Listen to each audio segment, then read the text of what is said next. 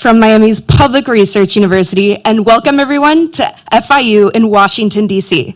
My name is Monica Mata, and I am a proud Hamilton Scholar studying here for the fall semester in Washington, D.C. I'm majoring in international business with a minor in professional sales and a certificate in international trade and investment. So very passionate about the global perspective and economy. And here, as a Hamilton Scholar, I'm doing my focus on small business policy, specifically how it can positively impact marginalized communities and empower people through entrepreneurship. My internship in Washington, D.C. this semester is I have the proud honor of serving as a Congressional Hispanic Leadership Institute Global Leader for the fall semester. I just wrapped up my congressional placement serving for Representative Jasmine Crockett, Texas 30th District, and I am so proud to be starting tomorrow within my Home Depot Global Government Affairs position. So with that, we're excited to bring us all together today to learn more about the nation's tech hubs and addressing climate, environmental, and energy technologies. As you know, last year, the Department of Commerce and the Economic Development Administration designated 31 regions for these technology hubs. Just about 10 of those are focused on these environmental, energy, and climate technologies. And these hubs are helping to further research and accelerate commercializations and startups within these spaces so that these regions can continue to build their economies in diverse ways that we haven't seen in previous years. We're so excited and grateful today to have 5 of these hubs with us today. And of course, we're proud to showcase FIU's strengths in resilience and climate technologies. Before you leave, please feel free to peruse our research showcase in the lobby or even interact with our showcase wall. And there you'll be able to see several different features such as environmental robotics, ultra-high performance concrete, our wall of wind hurricane testing facility, and our saltwater intrusion monitoring studies. With that, I'd like to take a brief moment to introduce Carlos Becerra, Associate Vice President of FIU. Please give a round of applause. Thank you, Monica. Thank you, everyone. Let's see, I actually have notes here today. Well, as many of you in this room know, this is an exciting time for FIU as well as Miami. And for those, we're also broadcasting this evening, so just a note for our panelists, et cetera. Rankings are rising as we follow national news. Research is surpassing about 310 million in federal sponsored research. And yes, we even have this lovely little stadium named after a dude named Pitbull. You might see him walking around here tonight, by the way. I'm not joking. But something special also happened in the last year and a half at this point that included FIU but went beyond FIU. And I think you'll get a taste of that today. A collaboration across many systems, many players, many universities that in some cases in very niche ways collaborate, but in this case brought out a special little collaboration. Those of you that are visiting us for the first time, welcome to FIU and DC and how we roll in Washington. We're very much about advocating for our federal research,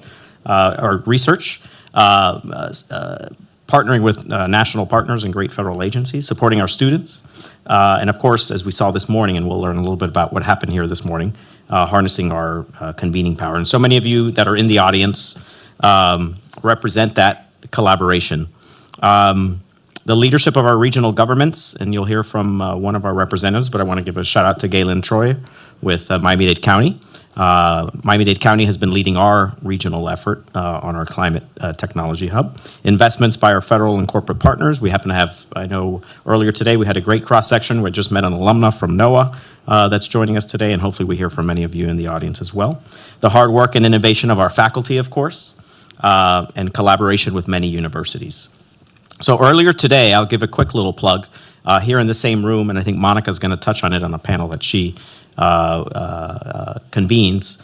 We assembled about 40-some individuals, 8 or 9 universities, about another 6 or 7 federal agencies, some other very eclectic types, or as a friend of ours calls them, interesting humans, to tackle this issue that we'll hear about today, about commercializing climate technologies. And quick little plug, after our program and as we're enjoying the reception, we welcome you to walk up to the hub. Actually, Monica, could you please click Climate Ready Tech Hub? So here, by interacting with the wall, you'll see some great examples, and we'll see some of these in the midst of our panels, of a lot of the technologies that are coming out of these amazing universities that are tied to these hubs. And through it all, we not only bring our students along for the ride, sometimes we let them drive the car. And I'm excited that here in this room today is for sure 18 FIU students. Raise your hands and there you go.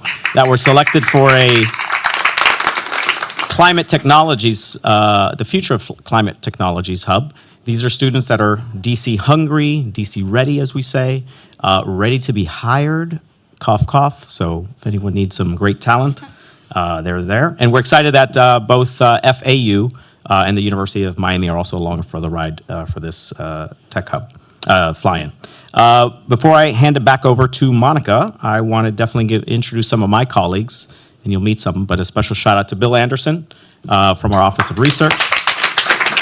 Emily Gresham will be on our first panel, but Emily, on behalf of FIU, along with Bill and many others, was really our driving force for this larger collaboration across counties. I also see in the audience a great friend and family member of FIU, Fernando Marias Wilhelm, now the president of the University of Maryland Center for Environmental Science. Great to have you here. Fernando, how many years were you at FIU in a previous era? About 10, maybe? There you go. So with that said, I will now hand it back to Monica for our first panel. Thank you so much, Carlos. Okay, with that, we invite our first group of panelists to please come and take a seat. I would like to invite our all-star panel to the front so we could learn a bit more about the various universities and how we're advancing with these technologies. So thank you guys again so much for being here and participating. First, we have Colin Polsky, Associate Vice President of the Broward campuses of Florida. You're okay. Sorry about that. Colin Polsky, Associate Vice President of the Broward campuses of Florida Atlantic University, where he has also served as a professor of geosciences and director of Center for Environmental Studies. We also have Pranoy Soraneni, Associate Professor in the Department of Civil and Architectural Engineering at the College of Engineering at the University of Miami. FAU and UM are lead university partners along with FIU on the South Florida Climate Ready Tech Hub. We then have Michael Goodman, Executive Director of Economic Development and Community Partnerships, Professor of Public Policy at UMass Dartmouth. UMass Dartmouth is a university partner for the Rhode Island Tech Hub focused on marine robotics. We also have Jim Strickland, Senior Director of Research Partnerships and Translation at the Roux Institute at Northeastern University. Northeastern is a university partner for the main tech hub focused on forest bioproducts. Finally, last but certainly not least, we have Emily Gresham, Associate Vice President for Research, Innovation, and Economic Development at Florida International University. Emily has been instrumental in FIU's collaboration in our tech hub. So thank you guys again. I would like to start off with Jim, discussing Northeastern's leadership in the main hub and your work in bioproducts. And we also have videos for these to help facilitate. So yeah, I'd love to give you the floor. Fantastic. Thank you, and thank you to FIU for putting this.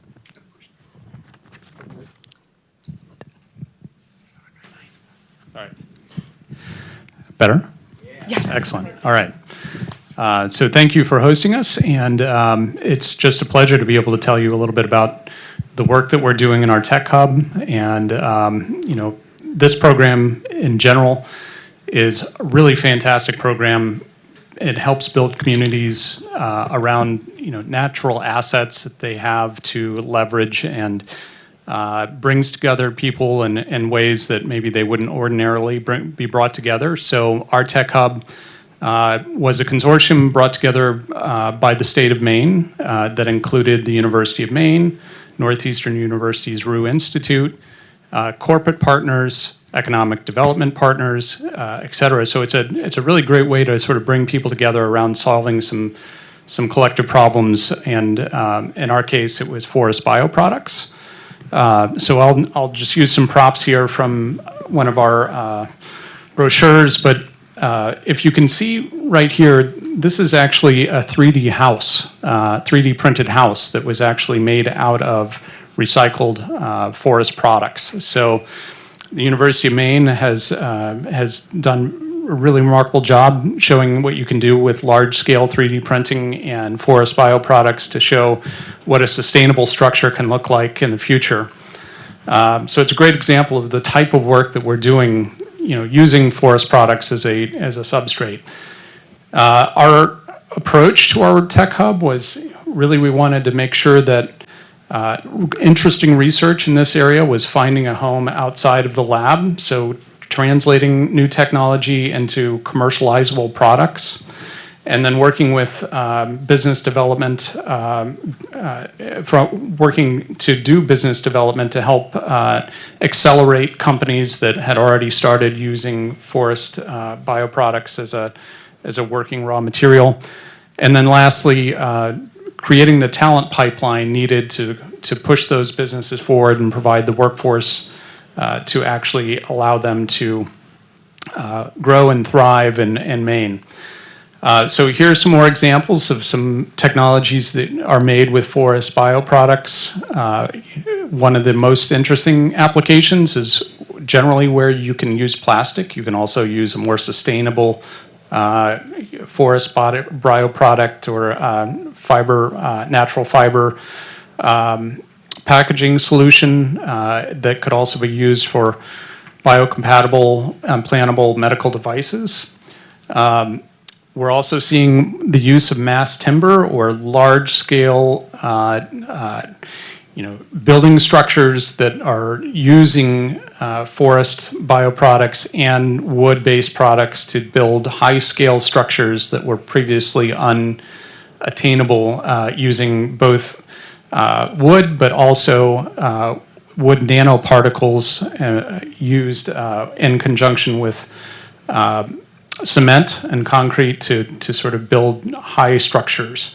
And then lastly, the two on the bottom, the challenges that we face with forever chemicals and the use of firefighting foams made of PFAS. This is an area where, again, nanocellulose combined with some biochar can be a more effective solution to putting out fires and certainly wouldn't have the downstream effect of introducing forever chemicals into the environment if the need for putting a fire out occurs. And then using forest bioproducts as a way to replace plastic components. We've even seen some of them used in space applications to send natural products into space where plastics would have originally been used. So lots of really interesting applications, and it's a huge industry with huge potential.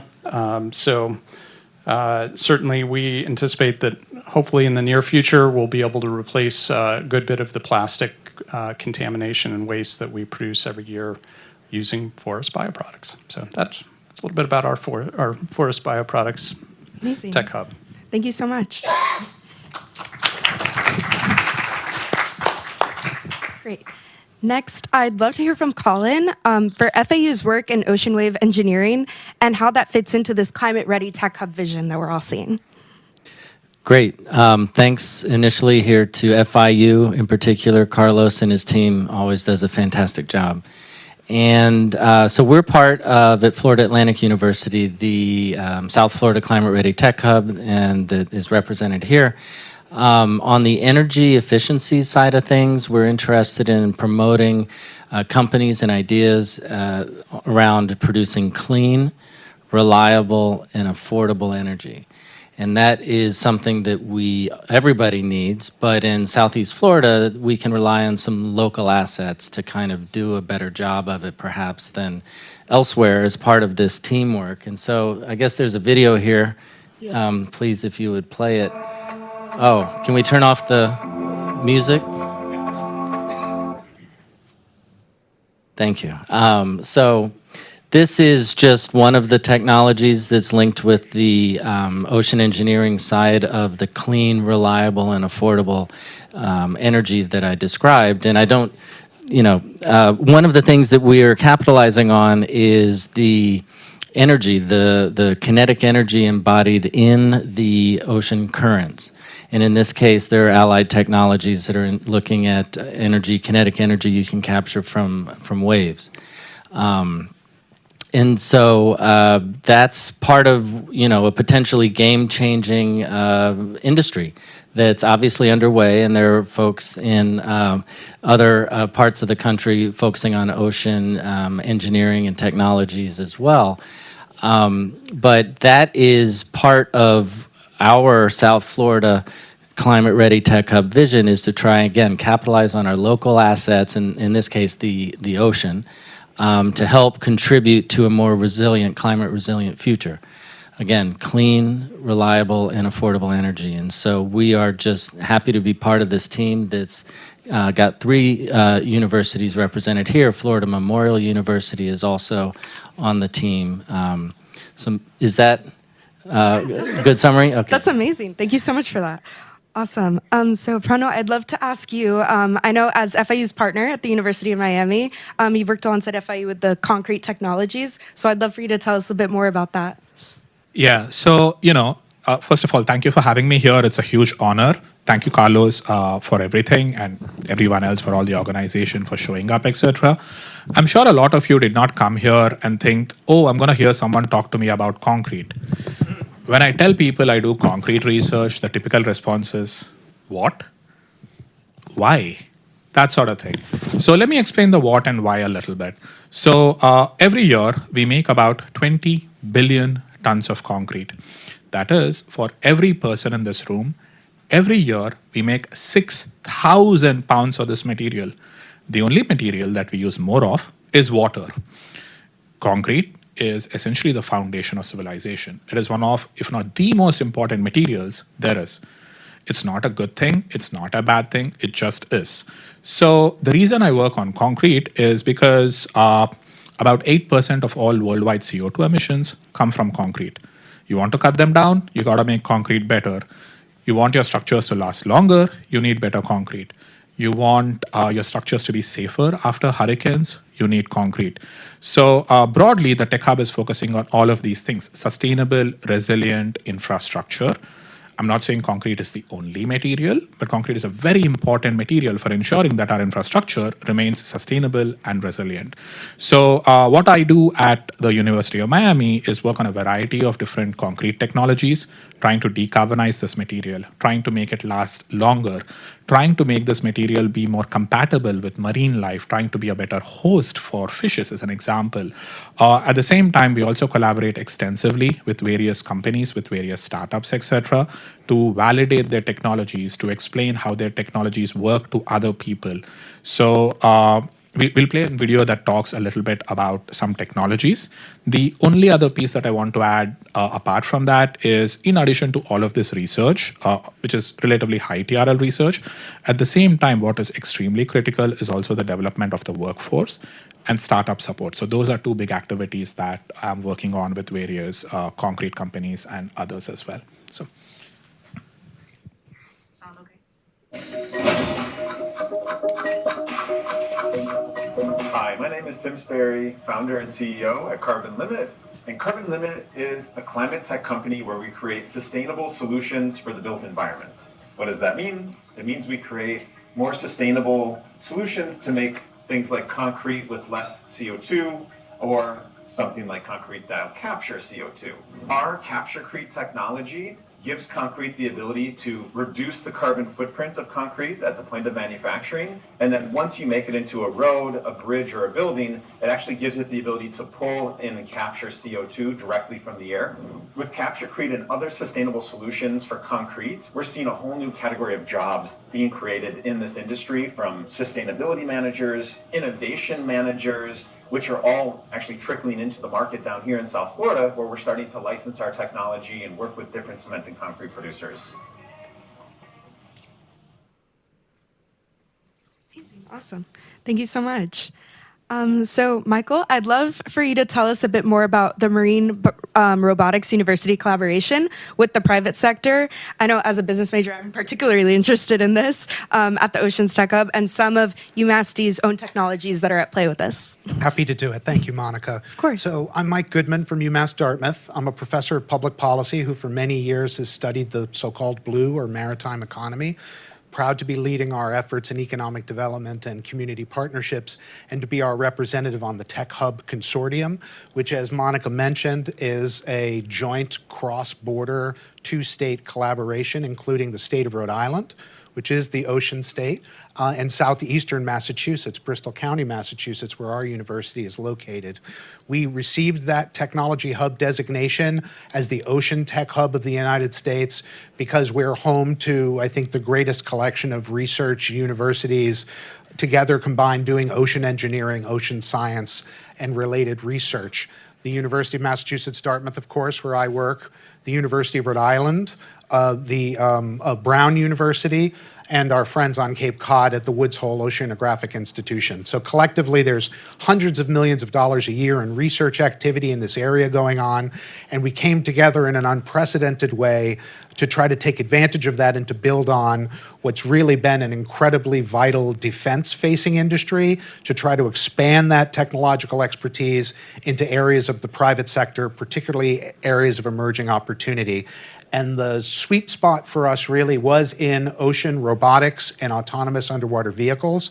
Our tech hub is focused on a number of core technologies: sensor technology, marine materials, that is materials that can withstand ocean and other environmental conditions, robotics, and autonomous underwater vehicles. The work that we've been doing together to get organized has really pulled together our scholars, our scientists, and our students, and we've really been focusing on the building new entrepreneurial activities and new firms, but also trying to help the existing firms that are in these defense-facing sectors broaden the scope of their business to include customers in the private sector and internationally, with the goal of making our region the leading ocean technology economic region on the planet Earth. We're well on our way. We're doing that through cutting-edge research, through unprecedented collaborations across our research institutions, and by engaging our students in our various programs in engineering, in marine science and technology, in business, public policy, and law, in this broader set of opportunities presented by the ocean technology economy. We're going to show a very brief video that will highlight one of these collaborations with Teledyne, which is an autonomous underwater vehicle manufacturer, and some work that our students in our College of Engineering have been doing through their capstone project requirement. What the students did was a great study, and without having them do this project and give us that knowledge as a starting point, we probably wouldn't be as far along as we are now. I'm Bob Melvin, Chief Engineer, Teledyne Marine Systems. My focus is underwater vehicles and underwater platforms. We have at Teledyne is this Apex float. This technology that we have been building today hasn't really changed much in a couple of decades. We challenged the students, Chris, Ariana, Ian, and Tanner, to see if we could do something with the buoyancy engine for the float. We started it with a trade study because we wanted to see what the competitors are doing. Then we came up with some projects for them to work on to help improve our product. They knew SolidWorks exquisitely, so they had no issues designing parts, brackets, etc. They were not afraid to call up suppliers and work on lead times to get materials in. They asked a lot of great questions. I had them meet with some of our PhDs and entertain more questions. And so they were fantastic. There's a commitment on a company side to do this. You need to be able to answer the emails, you need to find people to help them. But if you look at it from the standpoint of the few hours that we're supplying to the students, there's just a wealth of information that comes from the project. That's awesome. Thank you so much for sharing. My pleasure. So, Emily, I'd love to hear from you. We heard from Pranoy on the concrete technologies. So I'd love to know, is there anything more that we should touch on from FIU's work within this space? Yeah, so hi, everyone. So FIU has a lot of strength in the concrete area. I can't say that we have successfully decarbonized it, but it's something called ultra-high performance concrete, right? So it's been in the market for a long time. But what's important about how we're thinking about it is we have all these new ways of 3D printing seawalls and 3D printing infrastructure. But if you blast that with ultra high performance concrete, it reinforces it, makes it more sustainable. And this is some of the technologies that we're working on. But one of the important things about our Tech Hub project, it is not just about the 3 technologies that we're trying to mature and develop. We're also focusing on about 60 startups, hopefully in the next 5 years, that we're going to help them work with Pernod to test their ideas, test their technologies. And for example, at FIU, we have the Wall of Wind. It can generate up to Category 5 winds. It's great to test on. It's $25,000 to test. So it's not something that startups can afford. Through tech hubs, we'll be able to heavily subsidize that and give it to them for free. So that's some of the benefits that we're bringing our community. One of the really interesting things that I discovered doing this is that it doesn't really get to market unless there's policy behind it. So how many of you know that South Florida has one of the gold standards in building codes? Well, we do. We can all thank Hurricane Andrew, 1992, leveled Homestead, and we really reeled from that catastrophe. At the time, it was $26.5 billion. It was the most damaging storm that the U.S. had ever seen. As a result, Miami-Dade County was like, we probably should use concrete. And that's what happened. So we have some of the strongest building codes in this. And if you saw what happened in North Carolina with Hurricane Helene, that's what happened in Homestead. It just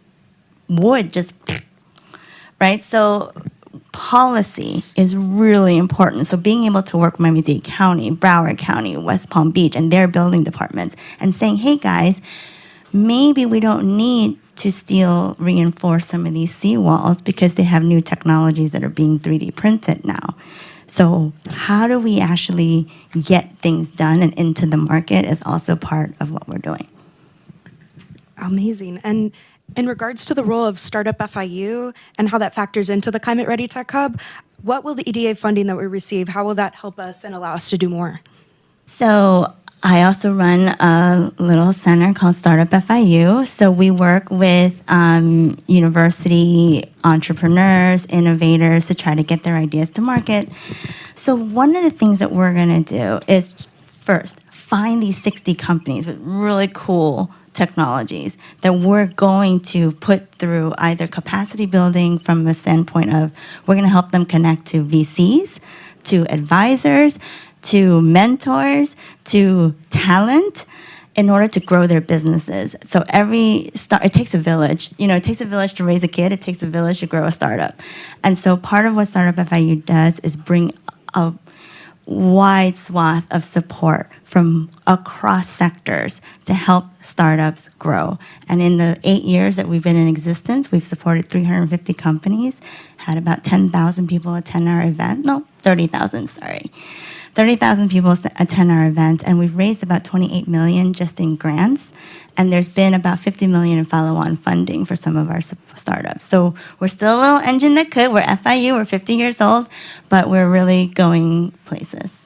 Amazing. That's incredible. Thank you so much. And I'd love to open it up to the other panelists in no particular order. As someone who's studying small business policy, I'm definitely really interested in this conversation and would love to know if you guys have any key examples of startups that have spun off for you all and how they are engaging and how you guys end up engaging with the small business sector or even just overall corporate engagement. I can speak for the Ocean Tech Hub in southern New England. At UMass Dartmouth, I think one of our major contributions in terms of entrepreneurial spin-offs in the autonomous underwater vehicles area was a group called Ocean Server that was incubated at one of our facilities over time and then was acquired by L3, the large defense contractor, and is now one of the top 5 or 6 firms in that area. So it can take a long time, but a lot of the innovation that leads to startups and economic development and job opportunities for the next generation is really coming out of universities and university research and development. So that is one of those areas. As far as policies are concerned, I think oftentimes, and Emily mentioned this, obstacles to growth can include access to the kind of research support, concept demonstration, and other kinds of supports that it really takes a critical mass of resources to do. So if you don't have a big investor or a venture capitalist backing you up or a substantial amount of assets to work with, you really do need to find ways to work with institutions like ours that do have that capacity. And so one of the nice things about the Tech Hub, for those of us that got the funding at least, is that those resources are now available to proactively work with the business community to connect the resources of the research university to the needs of industry and ultimately help us solve these very difficult problems that we're contending with, problems like climate change and the implications of climate change for our communities, all while creating high-quality jobs in some of our more disadvantaged communities. Thank you. So I can add a little bit. I'm speaking just on my behalf, not all of UM, but I've written, I think, maybe 7 different grants with startups. 2 were funded, 2 weren't, 2 are still in progress. And the thing is that researchers or faculty members typically do a lot of grant writing. Many startups don't necessarily do so. So I know that at least the 2 ones that got funded, they wouldn't have gotten funded if I wasn't involved. I'm not trying to take credit in the sense, essentially, at least in those particular grants, what the startup was doing very well was sell their technology. They were excellent at it, but they weren't necessarily following the sort of structure, doing the sort of checks, just saying, hey, is all the required components in there? Are you talking enough about the science? Are you showing that you're actually capable without making it a sales pitch, right? On the other hand, I don't know much about commercialization, right? I wouldn't have known about that piece. So it was really an excellent, fantastic partnership because it brought together their strengths and my strengths together. Now having the Tech Hub makes it possible because there is some dedicated money for startup support that several others across UM at FIU would be partnering with these startups and getting in, small. I mean, these are not hundreds of millions of dollars, but these tend to be, somewhere from $400K to a couple $1 million. It's not something that is going to completely transform a startup, but it does help really, really small startups take steps towards the really big amounts of money. And in that, I find that these sort of collaborative partnerships with universities tend to be extremely helpful to both sides. And, go ahead. Go ahead, Jim. So I would just add that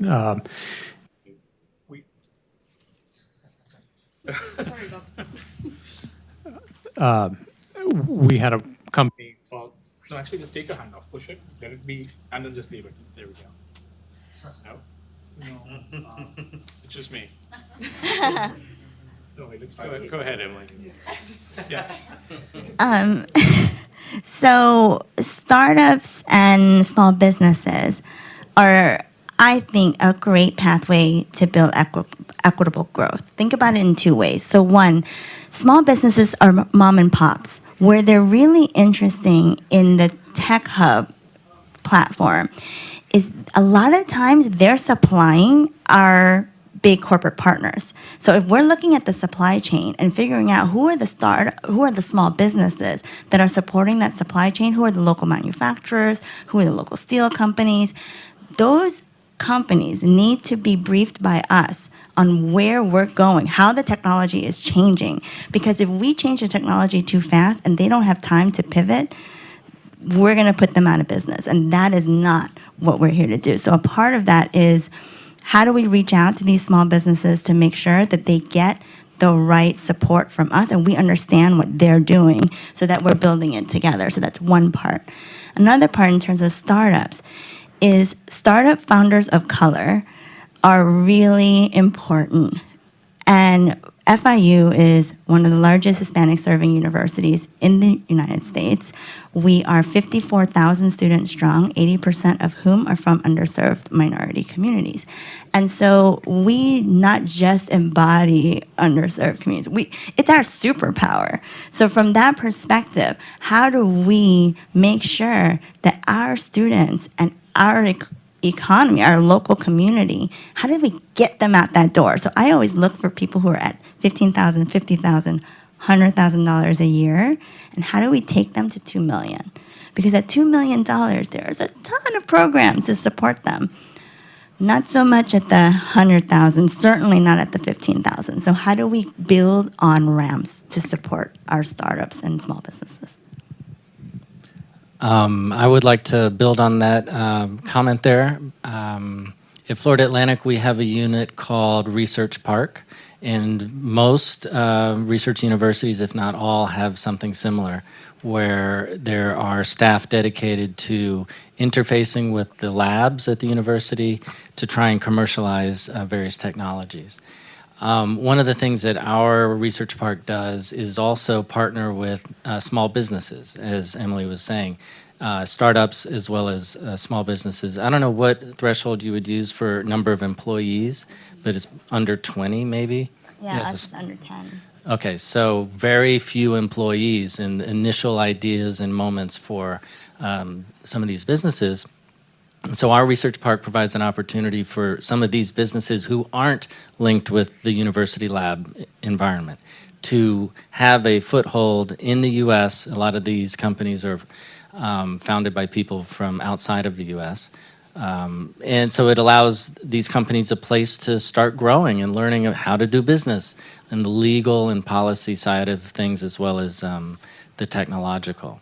So 3 examples that are relevant here of companies that have been incubated through our unit that are interfacing with one or more of our colleagues here are that Carbon Limit company that we saw a video of. They started off in our research park, and they probably still only have 5 to 12 employees or something along those lines. So they're very early stages, but very high promise. There's another one called Blue Frontier. That's a super high performance HVAC, so heating and cooling system for buildings. They too probably are still only have 10 or 20 employees, 50. So, but those are very early stages. These are companies that are poised to truly be disruptors in their different economic sectors with potential global market reach. And so one day they may be thousands of employees. But right now you have to start, everyone has to start somewhere. And so that hopefully answers your question, is one of the ways that all of us in our slightly different approaches are engaging with businesses, small businesses, is to try and bring ideas to bear, whether or not they're in the university labs to begin with. No, yeah, definitely. That definitely helps to answer your question. So thank you so much. I think we're. Jim wanted to say? Yeah. I was gonna say we're gonna transition to questions, but I know that Jim had mic issues. I'm so sorry about that. So if you want to touch on what you were saying, and then we'll go ahead. If you guys want to start brainstorming questions, we'll open it up to the audience.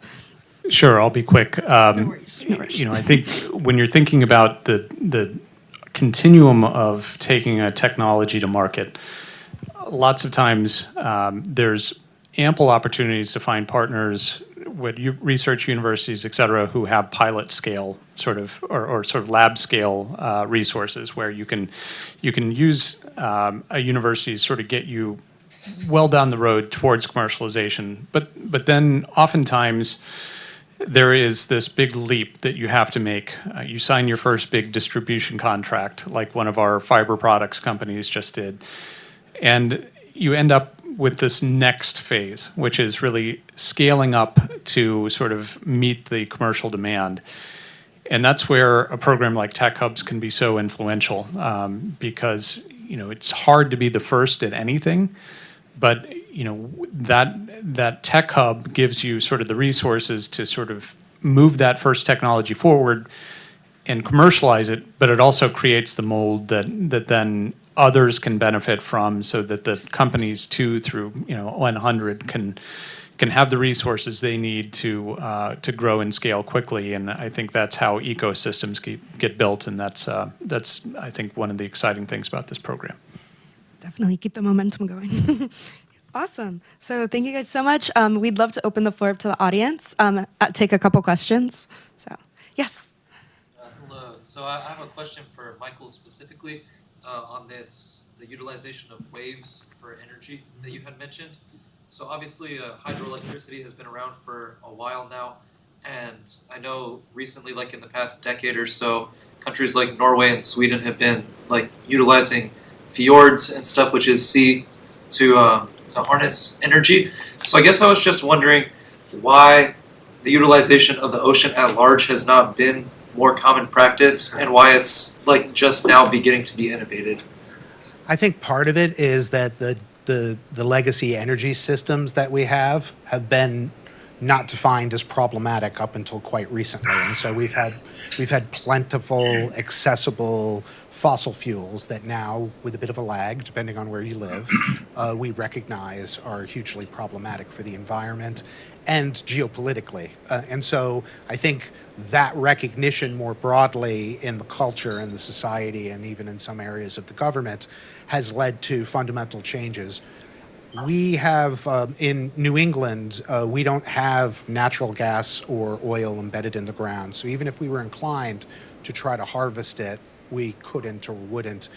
What we do have is extraordinary wind resources off of our shores. And so while there's been technology advancement, including at our university in tidal power, and there's great potential for that in many areas of the world and of the country, where we've been focusing not so much through the tech hub, but more broadly is on offshore wind development, which has been a challenging thing as well, because it's a massive offshore construction project. We're in the midst of the richest fishery in the United States. New Bedford, where I live, adjacent to our campus, is where all the scallops come from. And as long as they're $20 a pound, we'll be the #1 value of catch fishing port. I can tell you, my neighbors who are employed in the commercial fishing industry don't want to do anything in the ocean except extract resource from it. We're also home to a population of right whales that are endangered, and there are concerns, many of which I think have been demonstrated to be misplaced, but concerns about their well-being. And of course, coastal Massachusetts and Rhode Island, Martha's Vineyard, Nantucket, the areas adjacent to these developments are home to some of the fanciest coastal homeowners there, and they don't like looking at things that weren't in the brochure when they purchased their home. And so there have been natural and unnatural obstacles to developing marine renewable energy, whether on the ocean or in the coastal zones of the United States. I think now all the things are coming together. If the regulatory environment in Washington remains friendly, I think that there's going to be a huge new domestic industry in the United States around offshore wind. We're already seeing it in the Northeast. They're starting to develop it on the West Coast. I think there's a lot of energy potential. These are green electrons. And once we build the domestic supply chain, it's going to be a very large economic contributor. And so I think it's really been easier and cheaper to do it other ways. And we've been doing it in a not particularly environmentally thoughtful way for a very long time. And I believe that that's starting to change. And with that comes opportunities for climate action, but also substantial economic development opportunities. I'll just follow up briefly on that. So there's wind offshore, and then there's hydropower that I think you're referencing is mostly associated with dams. Yeah. And so that's on the land surface and it's fresh water, and that is an old technology. There are new versions of it that are super productive, but also around the world and certainly in our country, they've been decommissioned. So we are doing less hydropower than we did before. And so what else might fill some of the vacuum in growing demand besides fossil fuels? Where we live, there's the current, the Gulf Stream in particular, in Southeast Florida. So that's a different resource. It's bent away by Cape Cod and Long Island, so you don't get much of that. By contrast, we don't have much wind offshore. They do. So those are now more market, or the market is more ready for those technologies. And so I think that's why you see some of that really new investment. For raised hands, I know you had a question as well. Would you like to? Yeah. Firstly, thank you all for the valuable information. My question is for Jim. So, since wood is the future, do you guys have any plans set in place to prevent deforestation?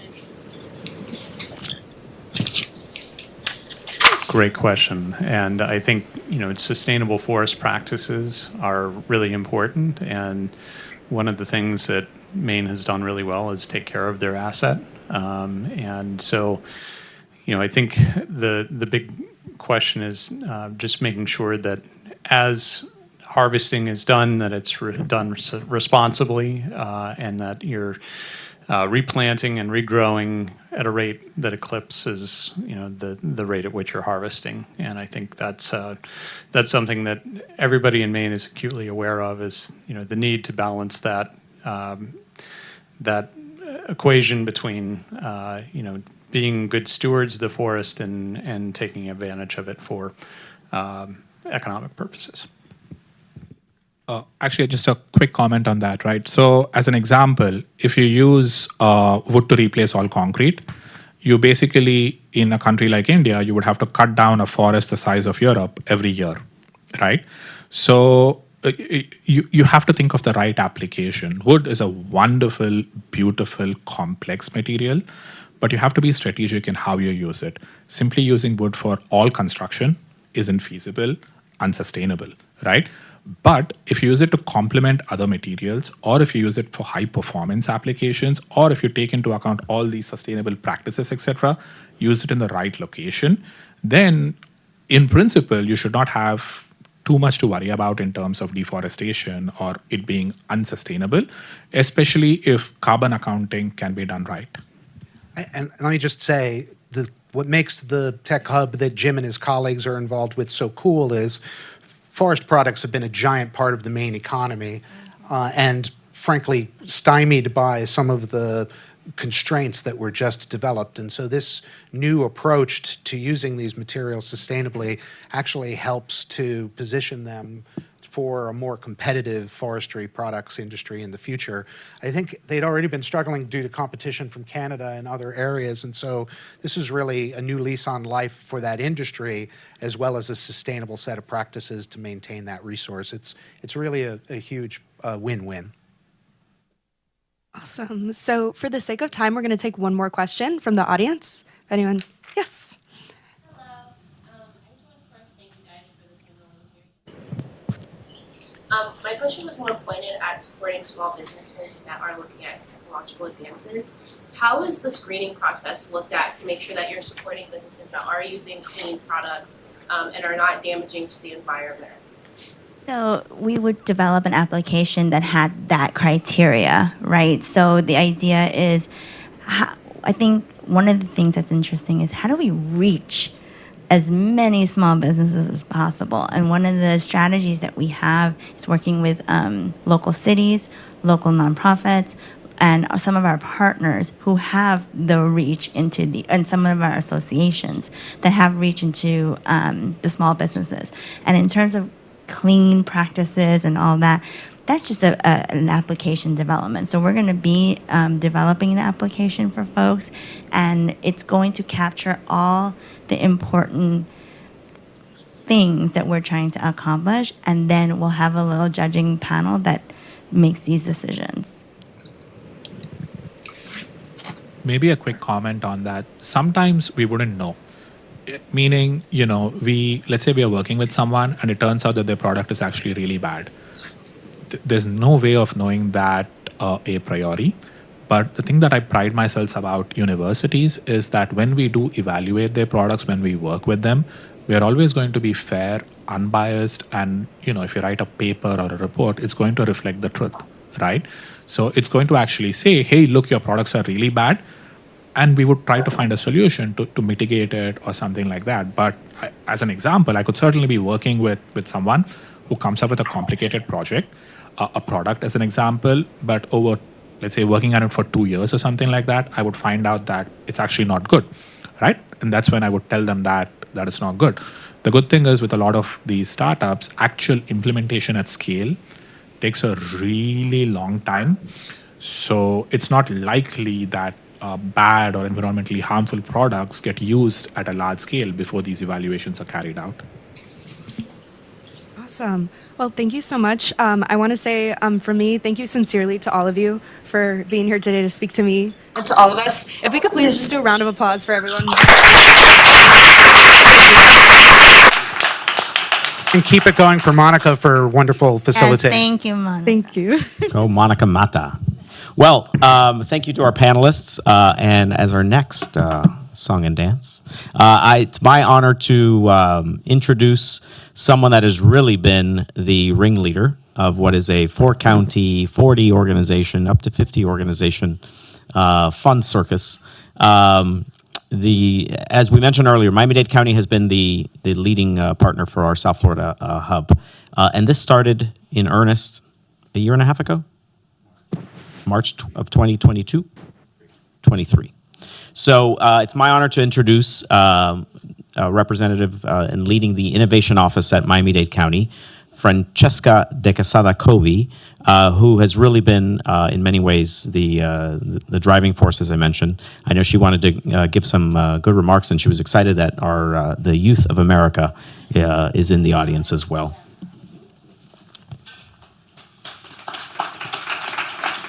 Thank you, Carlos. When you say that you're excited about the youth of America, you really do age yourself very quickly. So I like to consider myself as a not too far distant youth of America. Okay, so how many of you are from Miami?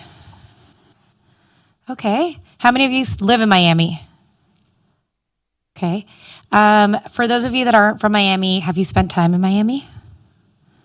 Yeah, some nodding heads.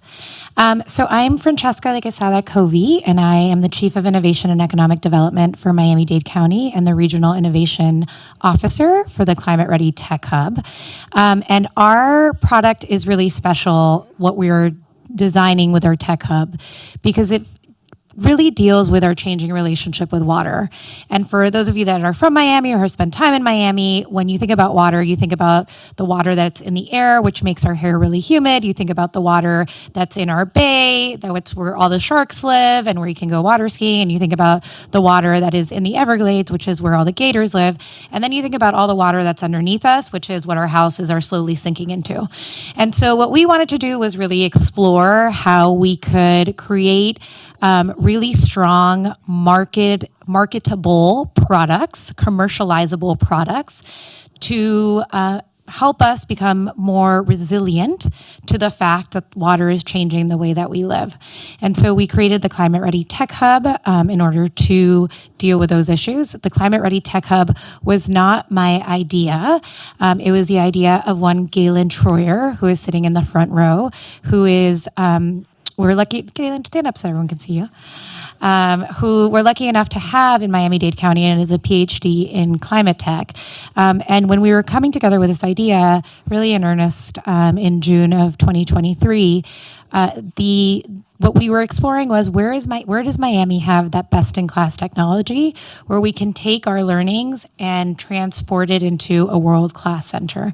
And it was climate tech that really came out as a winner. And being candid with this group, my money was on health tech because a lot of the work that we've done to market Miami has been on health tech. And Galen was the one that kept telling me that I was wrong. And the data proved Galen right, as is always really the case. Galen is, always right with data. And so we started pivoting to climate tech. And it's these videos that you can see over here primarily that really show that story about why it is. And so as Emily said, in 1992, we started facing extreme weather conditions with Hurricane Andrew. And the thing about Hurricane Andrew wasn't so much that it was a big, scary hurricane. It's that it was a big, scary hurricane that stayed over Miami for a really long time and that it didn't go where we expected it to go. So people were not as prepared as it needed to be.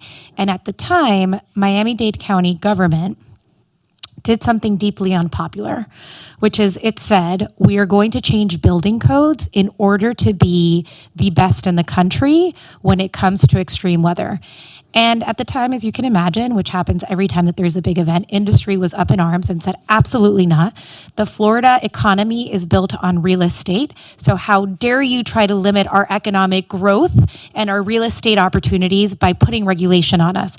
And surprise, surprise, it didn't kill regulation or the industry.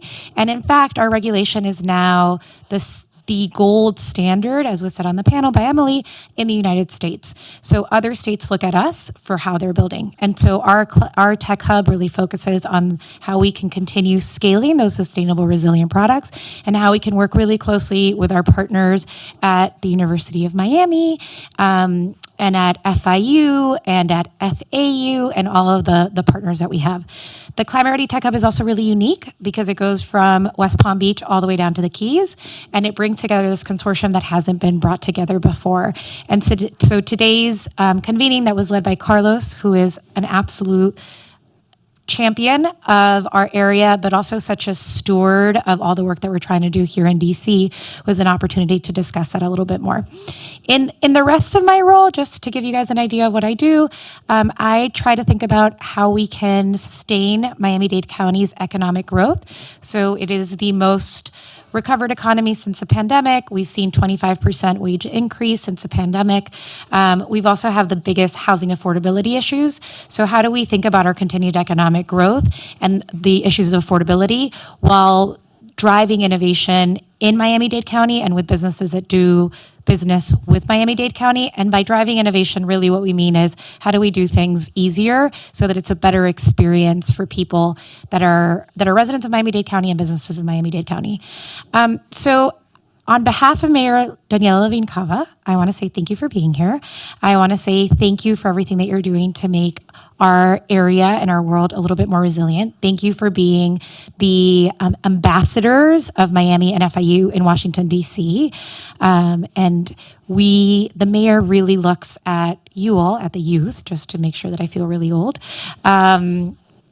as the voice of the future and the ones that are going to really help us to make sure that we are making the progress that we want to see so that our community can be the community that you want to see and hopefully the community that you stay in as you start your career and develop your career and have families and do all those wonderful things. I would be happy to take some questions, but I also know that I stand between you and if you are of age of wine. So I want to make sure... I saw the sign out there. I'm not, Emily's making fun of me. There was a little sign that said you had to show your ID. I just want to be respectful of I know, I just wanted to make sure. Okay, so if you guys have any questions for me, I'd be happy to answer them. No? Okay. Oh, yes, one question from Whitney. Yeah.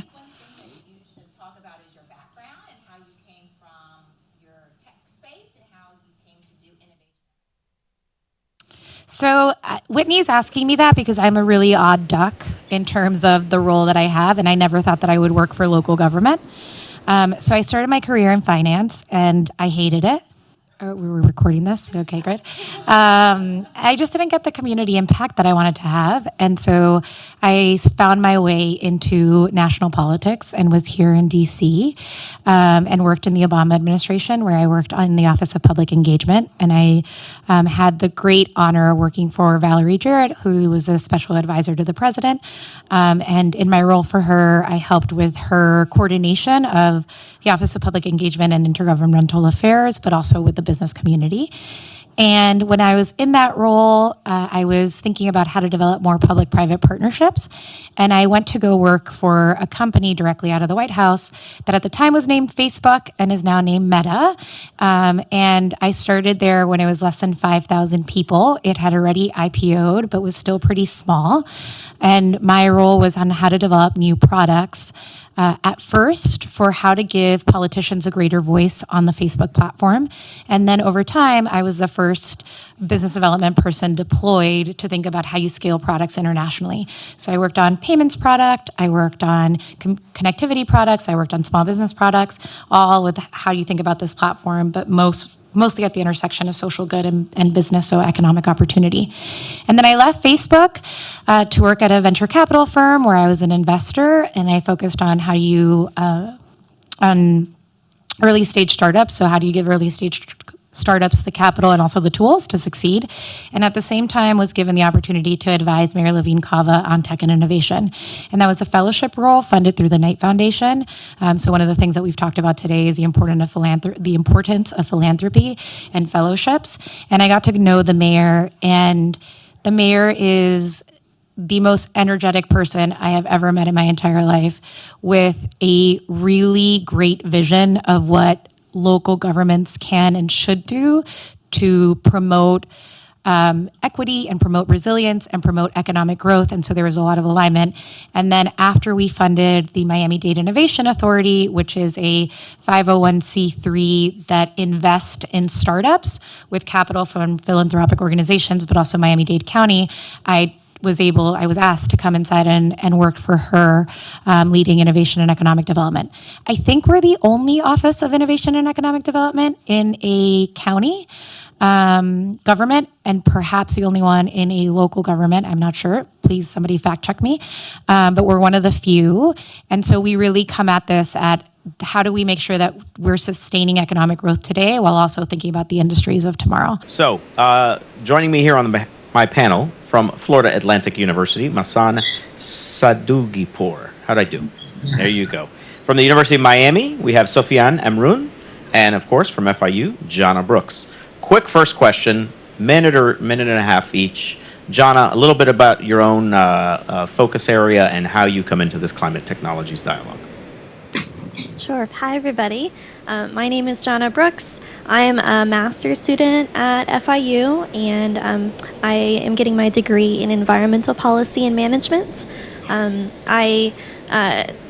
To complete my degree, I did some research on how educational nonprofits can connect the general public, specifically grade school students, to science by actually providing a partnership with researchers and bringing their research into the classroom and having the students conduct active research. So I'm really interested in the intersection between the general public and science. I love the idea of evaluating programs and increasing trust and knowledge in science. I honestly come from a small town in Texas, and so moving to Miami was really different, a completely different mindset, at the forefront of climate change, also politically too. And so there's a lot of, I think, access to some of the science that maybe rural places don't necessarily have, and I'd love to hopefully expand that in my career and increase trust in science overall. Great. Sofiane? Hi. Hi, everybody. Thank you, Carlos. So I'm Sofiane Amroun. I'm a third-year PhD student at University of Miami, working with Pronoy. So I came to Miami 2.5 years ago, so August 2022, started my PhD, mostly working on, I'm gonna talk more about concrete, guys. I have a minute and a half, you said. I think I have a minute left. I think we can say a lot in a minute. So cement produces a lot of CO2 when it's produced, and we're trying to find solutions to reduce these emissions. Like a lot of decades ago, people started replacing cement partially with different stuff. You might ask me, why aren't we replacing cement 100%? We're replacing it partially. There's a lot of solutions to do that, but to implement them in the field, it's a very hard task because people are used to the cement as we know it. So I'm working on alternatives to cement, as I said, and I'm using mechanochemistry. I'm not gonna get into the details, but for people that know about it, it's good to mention, and yeah, that's pretty much it. Hassan? Hello, everyone. Okay, first, thank you for giving me the opportunity to be here. Okay, I'm Masan. I'm a second-year PhD student, and I'm with the Department of Ocean Engineering at Florida Atlantic University. And our group research is mostly focused on marine renewable energy, and marine renewable energy, I mean tide, waves, ocean current, and there is another technology. It is OTEC, Ocean Thermal Energy Conversion, which actually use the temperature difference between the warm surface water and deep cold water to produce electricity, and that is actually my focus. And okay, marine renewable energy has most of advantage of other renewable energy, but it has more advantage. One is it is kind of predictable, more predictable than solar and wind, and it is also can contribute to blue economy. And if I want to talk about my own research, we are trying to power fish farms using OTEC, because as the population grow, it means that we need more food, and we can't just supply all of those food using land. So it is better to kind of supply it by fish. And so it means we need to have aquaculture and then power those. And right now what they do is just they ship the fuel and go to the ocean and just power the aquaculture. And that is costly. We need crew, we need fuel, and it is not clean. So if we just use a renewable energy that we can power aquaculture in that location as a standalone system, it would be good for our planet. And that is my research. Okay. If I'm going to put it out there and one of you can volunteer. This morning, we had a great convening in this room. The room looked a lot different.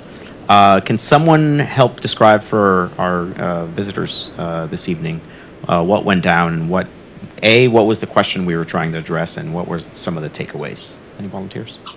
Sure, I can go ahead. So this morning, a workshop was held with about 40 different professionals from Florida, but also from the other climate tech hubs, or the other tech hubs that were invited, and federal government administrators, who else? Yeah, and a couple other interesting people, as you called them, venture capitalists. And we all had about an hour to brainstorm ideas on how to have universities become leaders in commercialization of climate technologies. So at my table, we had a couple of university professionals, as well as government officials and venture capitalists, and we kind of talked about how a lot of people are really, really invested in this. I was honestly really excited that everybody thought that this could be done, and that we started generating ideas on how do you take care of balancing risk and mobilizing funding, and also creating a cooperative of some kind so that there's a collaboration over a long term. Okay. Jana just gave us one of those ideas for Masan and Sophia. And any other wild and crazy big ideas that came out of your discussions? I mean, you were with me at the table. Don't act like you don't know the ideas we had. So we had the honor, to have Carlos at the table. There was Ted, there was Collins, there was John, and we had a great session of brainstorming. And one of the ideas was to create a one-stop shop for the different patents that different universities are producing, so that the startups can actually go to this website or whatever the platform is and look up these different patents and the ones they are interested in licensing actually. So this will help accelerate the process of licensing and getting the ideas out of the universities into the market. Hassan, any other reflections? Okay, one of the ideas that was really wide, it was, okay, we just try to target those companies like Disney, Amazon, that they are not related, but they are kind of very good at business and they can kind of make things profitable. And, Pockets. Yeah, they know how to do that. And for Disney, I think one of the things about climate change is we need to educate people, because the impact is not tangible. It is very long term that people can't see it. But for Disney and through education, and since they can make everything exciting and they can tell a story, so they can kind of younger generation become familiar with the subject. So we will be in a better situation. And by the way, what happened today was really the start of hopefully a longer term collaboration across many regions. We had our institutions here today, but I know we had interest from another 5, Louisiana State University, Oregon State, University of Oregon, etc. So we're excited about what started today, and I think we'll continue on in the future. Jana, a little quick description of what's going to go down in the next 2 days for this cohort of students for this fly-in that we've scheduled. Sure. So there's a small group of us here from FIU, UM, and FAU, and we're here for something called a fly-in seminar, where we are here to talk to professionals like you all, but also to advocate for climate technology. We'll be meeting with some industry leaders tomorrow. We have already toured the Department of Commerce to meet with federal administrators, and then we'll be also brainstorming more ideas on how to advance climate technology. Okay, wonderful. Another quick question for any of you, but what in one day do you leave this center with this evening that you hadn't really thought of and that you think you're going to use in your future career paths? It's a wild question. Yeah. Any quick reactions? I mean, I would definitely say that, like, as soon as I read the email about, like, us meeting people from universities, from academia, and from these different institutions, like, I love the idea, and I really wish that we have these kind of meetings more and more in the future. So I'm looking forward either to participate or maybe at some point organize these kind of meetings, because they help a lot. And I'm pretty sure that you will now put these ideas in a drawer, because we really need to use them. Yeah, and I'm looking forward for tomorrow, where we're gonna discuss more about these ideas. Yeah. Okay, Vassan or John? Yeah, I think the idea of having an organization that kind of connects the academia to industry, it's kind of a very good thing. Okay. Jana? I was really interested in learning a little bit more about the administrative challenges that collaborations like this run into. But I also have kind of listened to this thread that has been throughout a lot of our conversations, which is that we want to collaborate and share science with everyone. You know, it needs to be equitable, and part of that too is communicating what all of these discoveries are, and really getting the technology out on the market, but also that knowledge too, so that people can understand what they're buying. Okay. Any quick questions for Arcane, Panther, and Owl committee up here? Person raising her hand deserves a shout out of her own. Everyone, this is Jill Hellman. She led our morning's convening, and global innovation strategist, great friend of FIU, and a now great friend of all of our universities. Jill? Thank you. I'm curious, do you think the three of you will stay in touch? She's so random.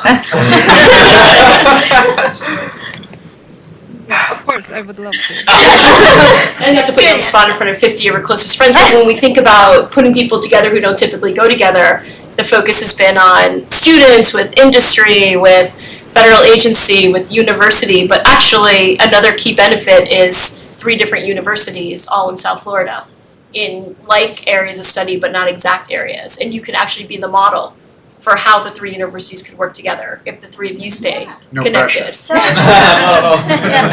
I mean, I fundamentally believe like you could be the change you want to see in the world, but I fundamentally believe that. Yes. Thank you, Jill. Other questions? Okay. Any final thoughts before we close up? I know we have a beautiful reception and some guests. Well, I just want to thank you, and thank you, Jill, for all you've done. And